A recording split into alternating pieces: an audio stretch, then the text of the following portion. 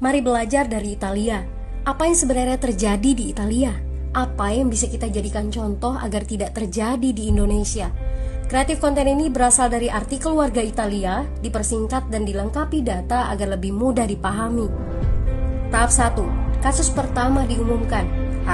Itu cuma flu. Apa pentingnya pakai masker? Orang-orang ini cuma lebay. Saya kan sehat, gak bakal ketularan. Gak usah panik lah. Tahap 2. Jumlah positif COVID-19 mulai naik signifikan. Cuma beberapa yang kena. Yang meninggal pun hanya orang-orang tua saja yang memang udah punya penyakit. Hidup seperti biasa aja lah. Pacaran, nongkrong bareng temen, jalan-jalan ke mall. Tetep lanjut. Tahap ketiga, jumlah kasus meningkat dengan cepat, berlipat ganda dalam 1 hari. Tingkat kematian pun bertambah. 7 Maret, lebih dari 5.000 kasus positif COVID-19. Zona merah diberlakukan di Italia. Wilayah yang dikarantina hampir 25% dari luas Italia. Sekolah dan universitas tutup, tapi tempat kerja, bar, dan restoran masih buka. Sementara itu, 75% wilayah lain masih menganggap enteng COVID-19. Anjuran mencuci tangan ada di mana-mana, tapi sekadar anjuran dan tak banyak yang melakukan. Tahap 4. Jumlah kasus meningkat pesat. Sekolah dan universitas ditutup selama sebulan. Darurat nasional pun diberlakukan. Rumah sakit menambah kapasitas, seluruh kamar dibersihkan untuk memberi ruang bagi pasien COVID-19.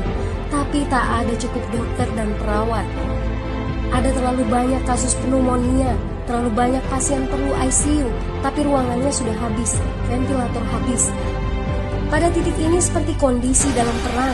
Dokter harus memilih siapa yang akan diobati berdasarkan peluang bertahan hidup. Itu berarti pasien lanjut usia dan punya penyakit bawaan seperti hipertensi, diabetes, stroke tidak masuk prioritas karena tidak ada lagi ruang. Sistem layanan kesehatan seketika runtuh. Tahap 5. 9 Maret mencapai lebih dari 9.000 kasus. Seluruh kota Italia lockdown. Orang-orang bisa pergi hanya untuk keperluan darurat dan dalam pengawasan ketat. Semua bisnis masih dibuka karena jika tidak, ekonomi akan runtuh. Itu kebijakan pemerintah. Mulai ada ketakutan, orang-orang mulai memakai masker dan sarung tangan. Tapi tetap saja, ada anak-anak yang merasa jagoan, masih ingin uji nyali. Pergi ke restoran rame-rame, hangout bareng, minum-minum dan lain sebagainya. Tahap 6. 2 hari kemudian pemerintah Italia berubah pikiran.